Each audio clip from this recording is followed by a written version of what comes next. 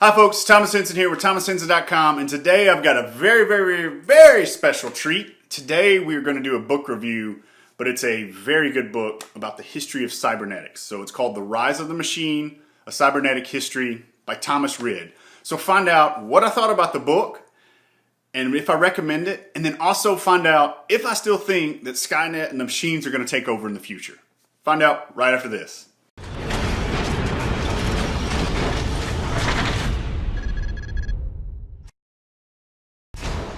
All right, so we're back. Like I promised, want to do this book review. Really excited to do this one. There's a lot of information in this book, and I think you can see from my excitement kind of what my recommendation is going to be toward the end. But also, you want to stick around so we can find out what I think about are the machines really going to take over. So this book was by Thomas Rid. Thomas Rid is he's currently a professor of. I think he's professor of strategic studies at Johns Hopkins during their international studies. So he's a foremost leader kind of in security and cyber and kind of what we're doing here. And so this book was a really interesting book. And so if you're looking about, okay, well, how does this book kind of frame, what are some of the topics covered here? So when they talk about it's a history, it is a comprehensive history of cybernetics. So it kind of starts all the way back in World War I, World War II, and really falls along Norbert Wiener. And so Norbert Wiener is the father of cybernetics. So I just want to read a quote here. So he's the one that coined the phrase cybernetics, I think 1948. So he says it's the scientific study of control and communications in the animal and the machine. And you're like, why animal and machine? It's not what I was really thinking about it. And so this goes back to really into World War II. So Wiener was a child prodigy, went to, I think it was MIT, and he was involved in the anti-aircraft guns and machinery in World War II. And so they were really, think about it, World War II was a big one where we started having airplanes, bombings, and,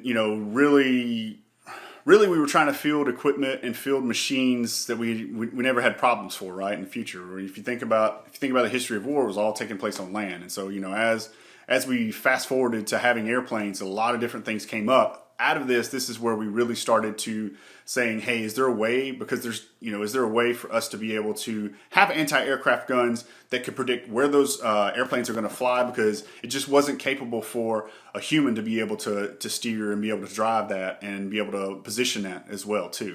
And so that's where they started using this. And this is where the concept, and this is where Norbert Wiener really went, and a lot of people started thinking about it, that it's not just a machine and it's not just a human, but whenever you're using those machines, the both are intertwined, right? And so think about it in the future, right? Like that movie Universal Soldier, where you're in a robot, or like in Halo, right? You have all this gear on.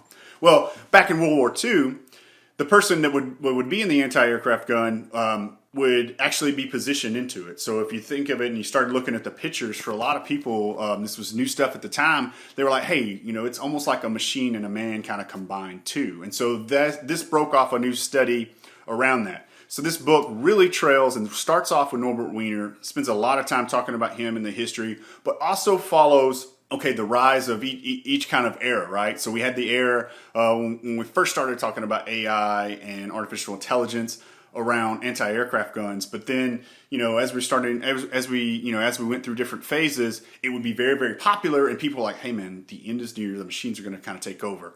And then every year you find out that we kind of a little bit further out, more hype around that than really exists. And you can start to see that. I know I've seen it just in my time in IT and just being around, that you see things come and things go. And one of them that they talked about in this book that really kind of brought me back was, does anybody remember the Nintendo Power Glove? It was like the Power Glove that you could put on, and it was, I think, 1989, 1990.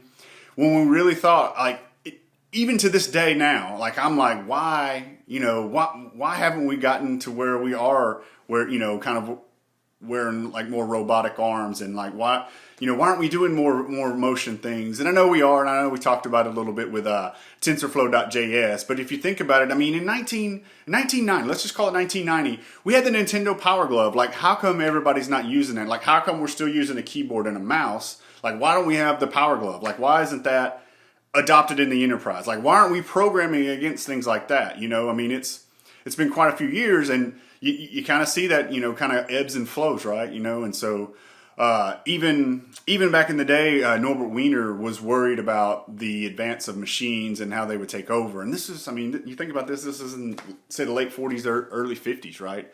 And so we've kind of gone through, and this is where Thomas Rid really hits it out of the park, the author, around just showing the ebbs and flows, right? And kind of, I think his case, and a lot of people that have read this book's case, is the fact that, okay, we keep saying this is going to happen, but it doesn't really happen, right? And so, you know, are we just in another hype circle? Because I know it's really popular right now. You know, we've got Elon Musk who's worried about it, and, you know, just being, you know, worried about the advance of machines and are they going to take over.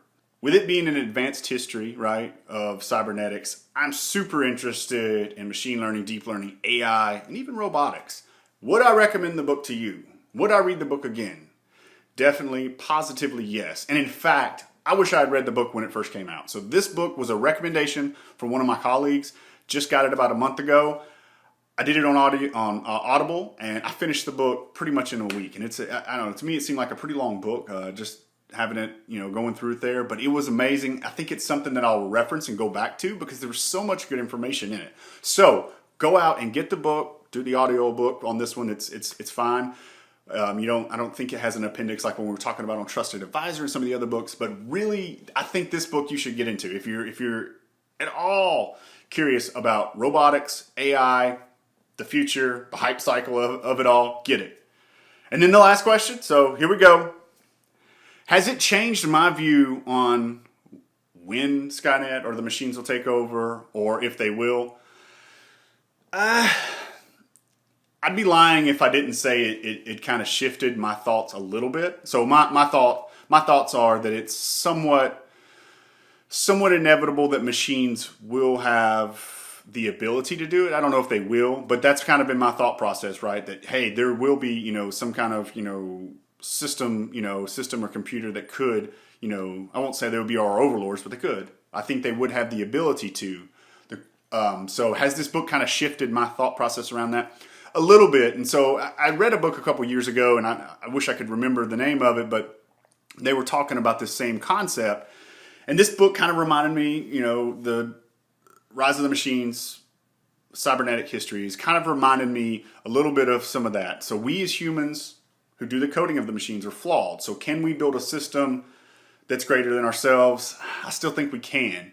But the question really comes to me, and this is where I'm shifting a little bit. Still think it's possible. Still think it will possibly happen, but it's a little further out than I thought maybe. But can a machine create other machines that are equally as smart as it? And that's where, you know, I'm kind of struggling with that. And maybe I'm just not smart enough to realize or be able to answer that. So that's kind of why I've shifted and where I am. So it's changed me a little bit. Maybe it's moved that timeline out for me. And then maybe the machines won't be as advanced as I think as quickly. But go get the book, read it. Tell me if it's changed your mind. So until next time, see you folks.